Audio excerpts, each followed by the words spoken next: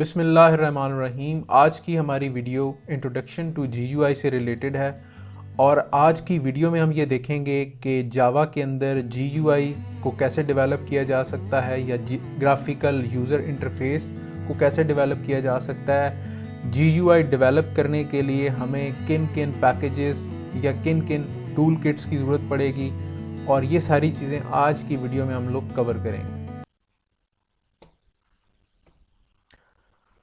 What is GUI? तो सबसे पहले हम ये देखते हैं कि GUI है क्या। GUI का मतलब होता है ग्राफिकल यूज़र इंटरफेस और इसको GUI भी प्रोनाउंस किया जाता है। और GUI के अंदर हम बना क्या सकते हैं? हम विंडोज़ बेस एप्लीकेशंस बना सकते हैं, हम आइकन्स बना सकते हैं, हम बटन्स बना सकते हैं। ये जो टर्म है ये 1970 में बनाई गई थी और डिस्टिंग्विश किया गया था GUI को और टेक्स्ट बेस चीज़ों को, कमांड लाइन इंटरफेसेस को। इससे पहले हम जितना भी काम कर रहे थे वो कमांड लाइन इंटरफेसेस के अंदर कर रहे थे। फॉर एग्जांपल, ये जो आपको एग्जांपल नज़र आ रही है इसके अंदर आप देखें तो वॉइड ड्रा का जो मेथड है इसमें system.out.println ड्राइंग सर्कल, तो इसके अंदर जो सर्कल ड्रा हो रहा है वो जस्ट एक टेक्स्ट बेस नज़र आ रहा है कि जी सर्कल ड्रा हो गया। इसकी कोई ग्राफिकली चीज़ आपको नज़र नहीं आ रही, ग्राफिक्स की फॉर्म में सर्कल आपको ड्रा होता हुआ नज़र नहीं आ रहा। तो ये एक कमांड लाइन की आपको एग्जांपल दी गई है कि पहले जब आप अब तक काम कर रहे थे सारा, तो वो सारे के सारी चीज़ें आप कमांड लाइन के थ्रू अचीव कर रहे थे। कोई ग्राफिकली उसके अंदर ग्राफिकल एलिमेंट उसके अंदर नहीं था, कोई विंडोज़ नहीं थी, कोई बटन नहीं था। तो यहाँ पे भी सर्कल आपको ड्रा होता हुआ नज़र नहीं आ रहा, कोई यहाँ पे सर्कल आपको डिस्प्ले नहीं हो रहा, सिर्फ ड्राइंग सर्कल लिखा हुआ आ रहा है। तो ये इसकी एग्जाम्पल आपको दी गई है। विंडोज़ के अंदर ये एक एप्लीकेशन है कैलकुलेटर के नाम से। अगर आप स्टार्ट मेन्यू में जाएं और वहाँ से ये ओपन करें तो इसके अंदर अगर आप देखें तो ये जो एप्लीकेशन है ये एग्जांपल है GUI बेस एप्लीकेशन की। और क्योंकि इसके अंदर ये देखें आपको बटन नज़र आ रहे हैं, आपको टेक्स्ट एरिया नज़र आ रहा है, आपको मेन्यू नज़र आ रहा है, तो ये जो एप्लीकेशन है ये एक GUI एप्लीकेशन है, यानी कि एक इसमें इंटरफेस बना हुआ है, कुछ बटन्स बने हुए हैं, टेक्स्ट एरिया बना हुआ है। आप इसके अंदर कमांड लाइन के थ्रू काम नहीं कर रहे, आप जस्ट इस बटन पे क्लिक करते हो और बैक एंड पे सारा कुछ काम हो रहा है और फ्रंट एंड पे जस्ट आपको आउटपुट नजर आ रही है। तो ये एक GUI बेस्ड एप्लीकेशन की स्मॉल सी एग्जांपल है। जावा के अंदर ये दो पैकेजेस AWT और स्विंग इस्तेमाल किए जाते हैं GUI एप्लीकेशन को डेवलप करने के लिए। AWT का मतलब ये है कि एब्स्ट्रैक्ट विंडो टूलकिट और स्विंग का पैकेज इस्तेमाल किया जाता है। और इसका डिफरेंस देखते हैं कि इन दोनों में बेसिक डिफरेंस क्या है।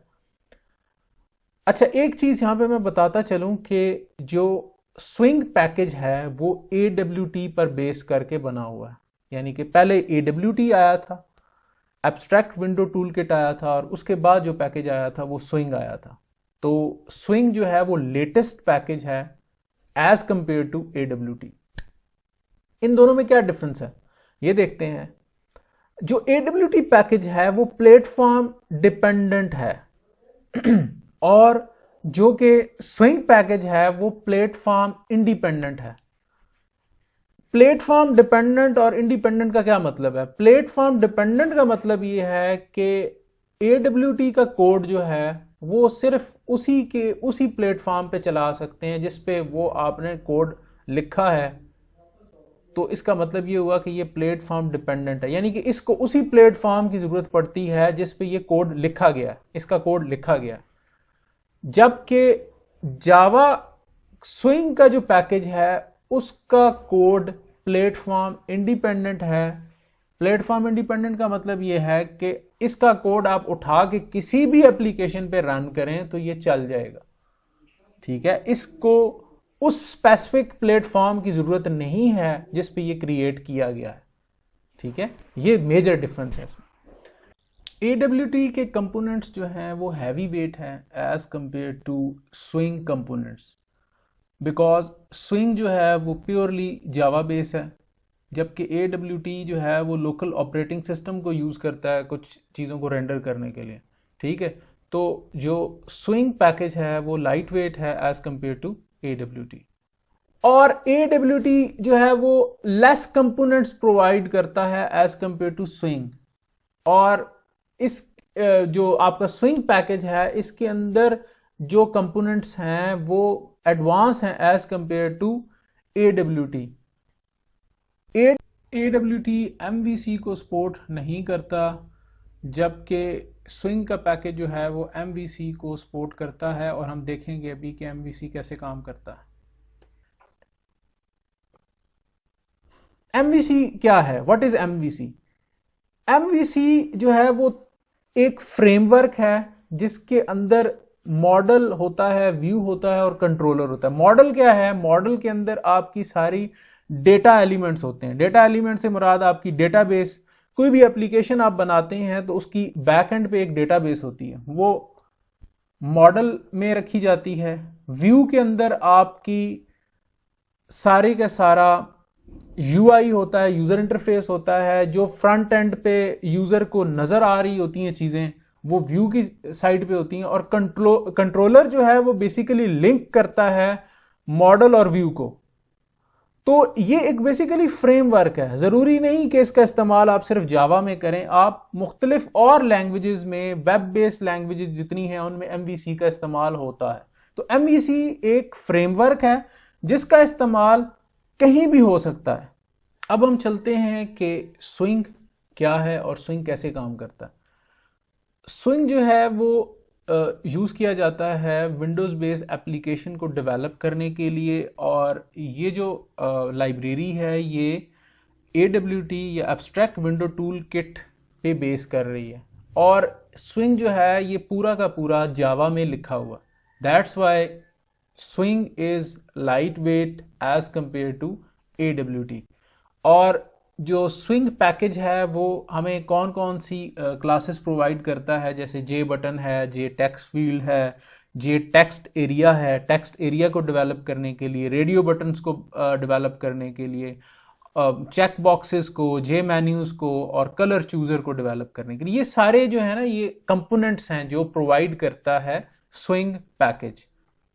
चलते हैं स्विंग की फर्स्ट एग्जांपल की तरफ, और इसमें हम देखेंगे कि स्विंग जो है वो काम कैसे करता है। सबसे पहले आपने import javax.swing.static लिख के स्विंग को इंपोर्ट करवाना है अपने प्रोग्राम के अंदर। उसके बाद आपने मेन के अंदर जे फ्रेम की क्लास का ऑब्जेक्ट बनाना है फ्रेम को बनाने के लिए। जैसे यहाँ पे J frame f is equal to new J frame बना हुआ है, तो ये एक फ्रेम का ऑब्जेक्ट बनाया गया। अगर आप उस फ्रेम का कोई नाम रखना चाहते हैं तो डबल कोट्स के अंदर, जैसे ये सेव है यहाँ पे डबल कोट्स के अंदर आप उस फ्रेम का स्पेसिफिकली कोई भी नाम रख सकते हैं। इसके बाद जे बटन की क्लास का ऑब्जेक्ट बनाया और उसका नाम सेव रखा है, यानी कि इस बटन का नाम सेव होगा। उसके बाद b.setBounds, इस b के ऑब्जेक्ट के थ्रू मैंने सेट बाउंड्स को कॉल किया है, यानी कि इसके अंदर x और y एक्सिस को पहले डिफाइन किया है कि ये बटन फ्रेम के अंदर कहाँ पे प्लेस होगा और उसकी विड्थ और हाइट क्या होगी। ये लास्ट के दो जो पॉइंट्स हैं ये विड्थ और हाइट को बता रहे हैं।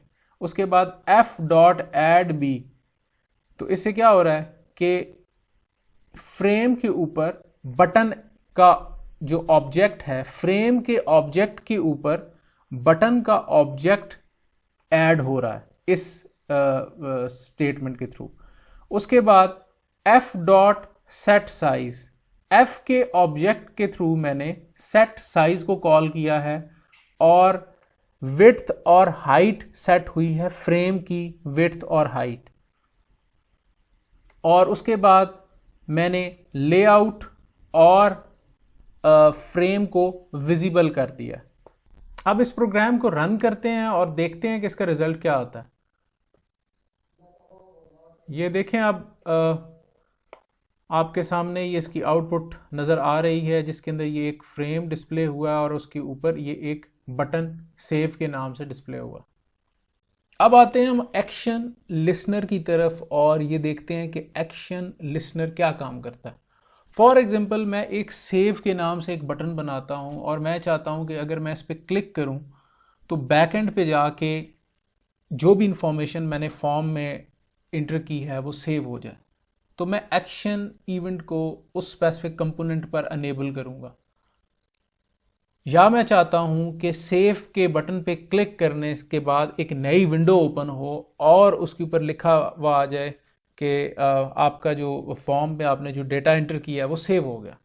तो इसके लिए भी मुझे एक्शन इवेंट को उस स्पेसिफिक कंपोनेंट पे यानी कि बटन के कंपोनेंट पे उसको इनेबल करना पड़ेगा। इस सब सारे काम को एक्शन इवेंट कहते हैं। ये एग्जांपल जो दी गई है ये एक्शन लिसनर की दी गई है और सबसे पहले मैंने एक्शन इवेंट और एक्शन लिसनर की लाइब्रेरीज को इंपोर्ट किया है। देन इसके बाद मैंने ऑब्जेक्ट्स बनाए हैं, कंटेनर का, लेबल का, यूज़र नेम और पासवर्ड के लेबल को का ऑब्जेक्ट बनाया है। उसके बाद टेक्स्ट फील्ड का एक ऑब्जेक्ट बनाया है, पासवर्ड फील्ड का ऑब्जेक्ट बनाया है, बटन का ऑब्जेक्ट बनाया फॉर लॉगिन एंड रीसेट, और उसके बाद एक चेक बॉक्स बनाया है कि पासवर्ड को शो करवाने के लिए। इसके बाद सेट लोकेशन एंड साइज, यहाँ पे इनको इनकी जो एक्स और वाई कोऑर्डिनेट्स हैं कि ये बटन कहाँ पे प्लेस हो रहे हैं या ये लेबल कहाँ पे प्लेस हो रहा है, एक्स और वाई, और विड्थ और हाइट इसकी दी गई है। इसके बाद इनको कंटेनर पे ऐड करवा दिया गया है, लेबल को, पासवर्ड को, यूज़र टेक्स्ट फील्ड को, पासवर्ड फील्ड को, शो पासवर्ड को, लॉगिन बटन को और रीसेट बटन को। इसके बाद यहाँ पे जो बड़ा इम्पोर्टेंट है कि हमने किस बटन पे या किस चीज़ के ऊपर हमने एक्शन इवेंट को लगाना है। तो हमने उसको किस पे लगाया, एक्शन लिसनर को हमने लॉगिन बटन पे, रीसेट बटन पे और शो पासवर्ड के ऊपर हमने एक्शन इवेंट को लगाया।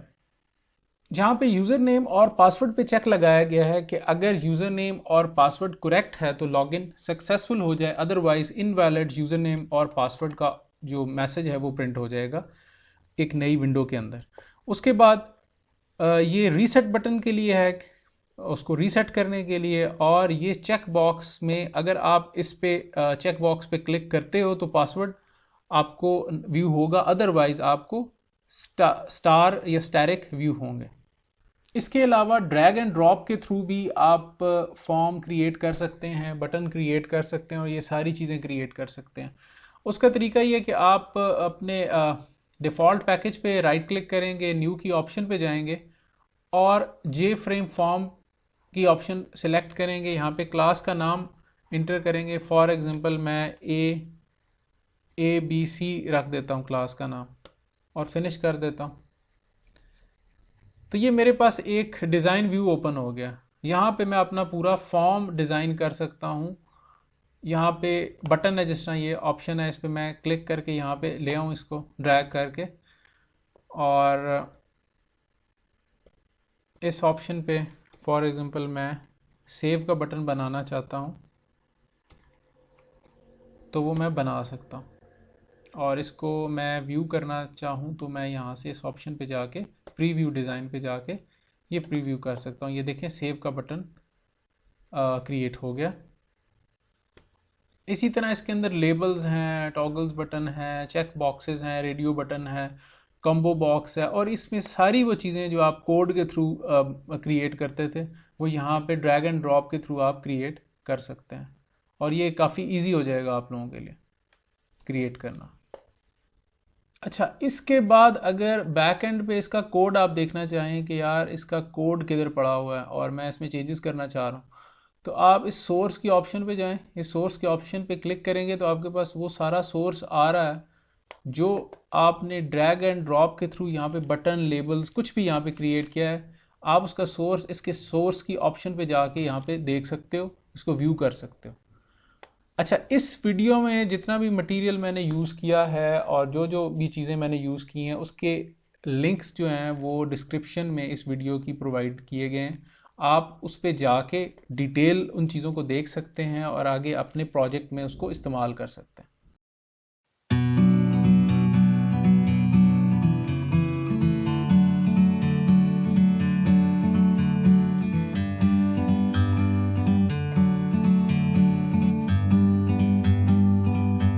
Like a bird on a tree,